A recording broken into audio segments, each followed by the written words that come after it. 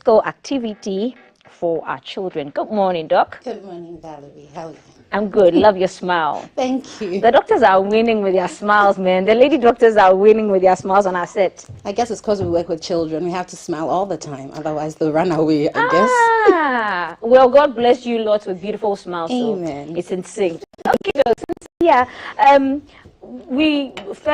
There's an initiative which is being spearheaded by the second year residents of at the Kolibri Teaching Hospital, precisely the pediatric unit, and so they're embarking on a drive for healthy childhood lifestyle. And so we had a conversation with Annie last week, and we're talking about healthy eating habits. This week, Doc Nanama is going to take us through some physical activity and why the need for physical activity for children. Good morning again. Good morning, Valerie. Okay, docs. And so tell us about the Drive First, this initiative for to promote healthy childhood lifestyle. What started it? What did you guys notice? What did you observe at the hospital? Okay. So basically, like Anna said last week, every second year resident as a group would have to, undertake an advocacy program. And going through most of the people we encounter, we did realize that we need to focus more on malnutrition, which we look at just the undernutrition part of it, the underweight people. But over time, we've noticed that there's an increasing number of children who also are overweight and obese.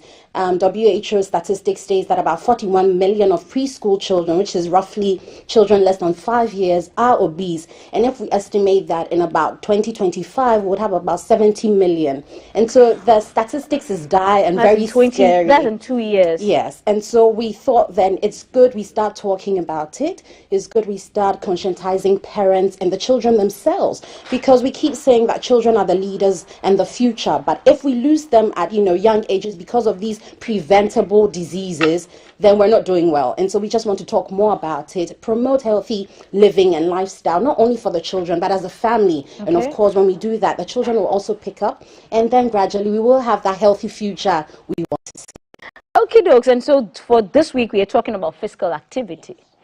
Okay, so for a child or to a parent, what does physical activity for their child, what does it mean? Okay, so basically, by definition, physical activity is anything voluntary that also requires the use of the skeletal muscle and energy being expended. Okay. And so it's good that I go back to the definition of what overweight and obesity is. And it's basically an imbalance between the calories we consume and the calories we expend. Okay. And so ideally, your calories that you eat in or consume should be equal to what you expend, right? But then most times we do things that cause an imbalance.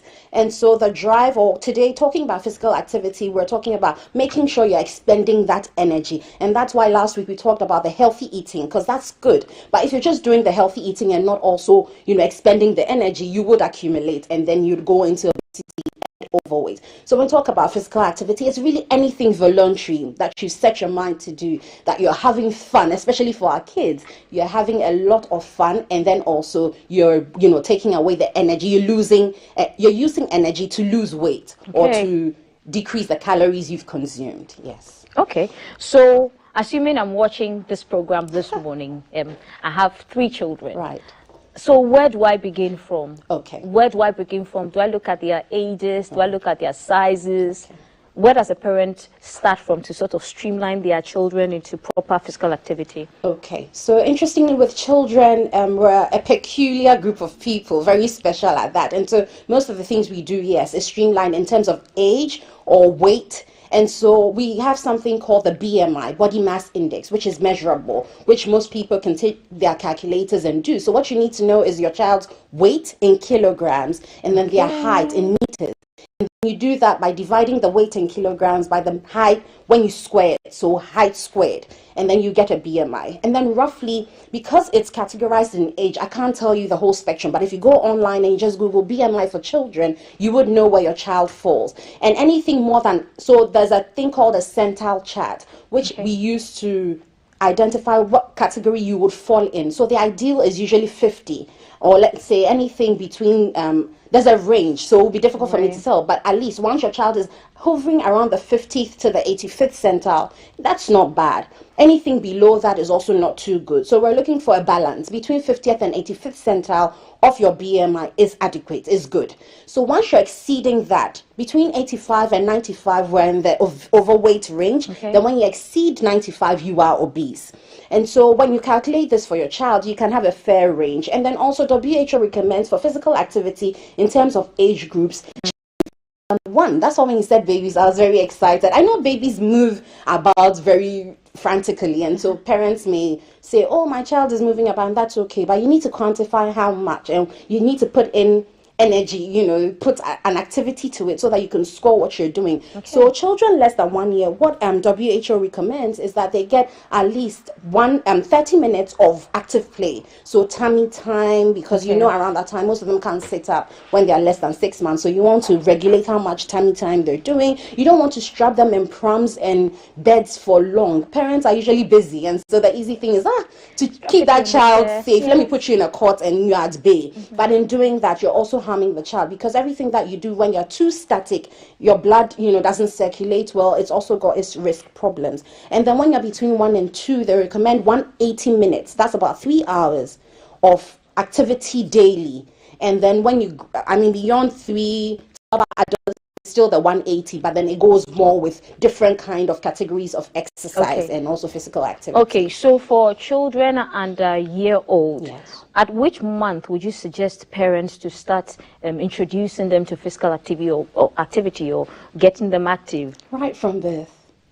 Right from birth. You can really do it. The truth is, you just have to, as a parent, at that point, you are in control. Yeah. Between, less than 1, what can they do for themselves? So what you do is just make sure you're being conscious about the activities you're making them perform. So even if it's lying on the back, you're turning them, you're playing with them, you're moving their limbs so that the skeletal muscles are moving, they're expending the energy that the child has eaten. Remember, our children do, as babies, they suckle a lot, and we think that that's not food, but they're consuming some calories which may need to be expended. So I'm not saying take them to the gym and go and ask them to lift weight, but just lying down and moving about. That's why I gave the definition. It's quite simple, just voluntary movement of your skeletal muscles. So even allowing them to move their arms, their legs, that is activity for that child. Okay, so Doc, this is where in a part of the world, when a baby suckles or feeds, the baby is put to sleep, wrap their back after the birth, put the baby to sleep. I don't know how I'm going to convince the other grandmas who are watching us today that when their grandchildren feed or suckle, they should play with them. They shouldn't just because when your child sleeps after suckling, it's supposed to be healthy, no? For the child to... So yes, it is. That's why I'm saying that most of the time, as babies, most of their hours are spent, more than close to 18 hours is spent sleeping, really, and that's healthy for them. But whilst they are awake, you should engage them actively. There's some children who sleep almost forever, literally. So it's okay when we allow them to breastfeed, you birth them, just engage them just a little before you put them to sleep, because it also helps make sure that their digestive system is allowing the foods to be absorbed, is going down. Otherwise, you also have a problem of some children having reflux, bringing back the food they've eaten and all that. So activity is good. Okay, so for children above age 1, does playing outside or playing count as physical activity?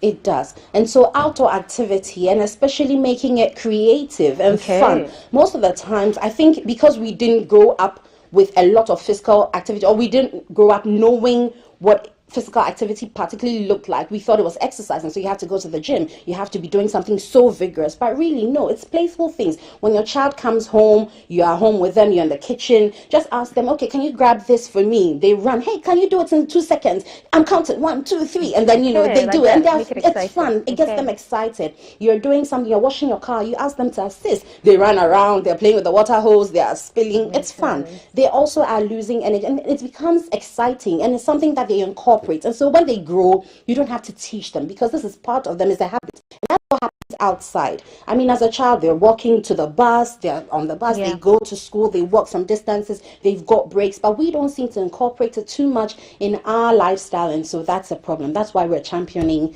this, physical activity drive as well.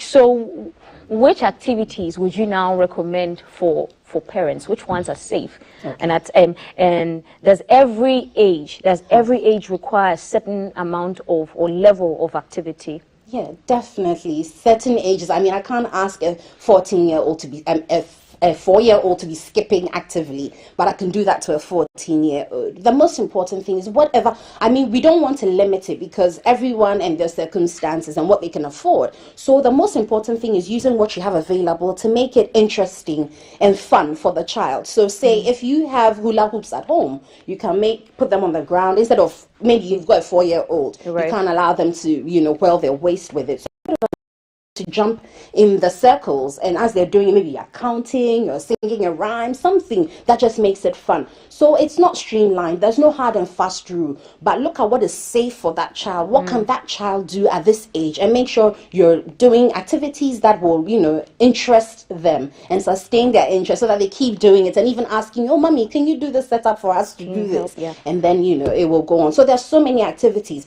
for the older group. Of course, there's swimming, there's gymnastics, there's dance, there's aerobics. Currently, because of social media, so many platforms that you can engage in. But of course, if money is a problem or even distance is a problem, I think that you can start in your home. Just make sure whatever you have is creative enough. For the younger ones, recently when you follow Creche model or Montessori models, they've got a lot of creative things. So you can even put a water bucket or something filled with water, not too much so that the child will drown, just a little. Maybe you color it, and then you put empty bottles in there. Ask them to keep filling the bottle until it's full. When you fill it, maybe you give them a 1 meter distance, run and go and put it at the other end and come back. And then when they keep doing these things, of course, they're having fun, they're losing weight, they're expending their energy, and we're happy because then they're healthy. Okay, look, so on the adverse, some parents would feel a little off if suddenly they have to be introducing their children who, prior to this conversation or watching us, do not know about this. Are there any negative sides to physical activity? I doubt. I don't think so. So there are so many benefits. So far, research that I have read or my colleagues have also seen, I've not seen any negative impact. Of course, if you do it in the wrong way, I'm sure you would, have the detrimental effects of it. But the benefits are so numerous. I mean, it reduces your cardiovascular risk, and so children who would grow up to have hypertension and reduced, it makes them sleep well. Valerie, I'm sure you'd attest to the fact that anytime you are very active at work, when you go home, you do sleep well without any stress. Yes, it also boosts their immune system, and so you don't get them coming to hospital too many times with infections, any other diseases. It also helps them build their self-confidence because they're working with peers, they're learning how to do other things. They become dexterous.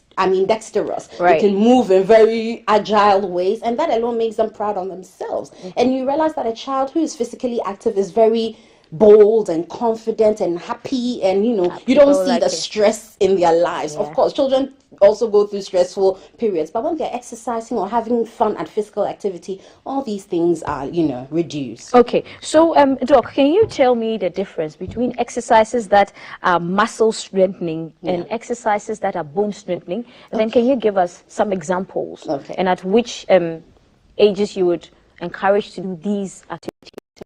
So I'm not an expert in physical activity or exercises, but what I do know from what WHO recommends is that exercises have different ranges. So we've got aerobics, we've got resistance training, we've got muscle strengthening, bone strengthening. All these things are looking at different parts of the body, but for children, we're not particularly looking at bone strengthening or muscle strength. I mean, these will be added advantages. What we're looking at is for them to expend energy in whichever form, and so we look more at the aerobics, which will include the swimming, the dancing, the jumping around, cycling, all those things. So for the lower age groups, we're looking more at physical activity. So I guess maybe this brings in where exercise falls under physical activity. So it's like a universal group. Physical activity is the broader group, but exercise is a part of physical activity. But with exercise, you're being very regulated, you're repeating things, you're doing it in a very calculative mood, and so sometimes we lose out on the fun part of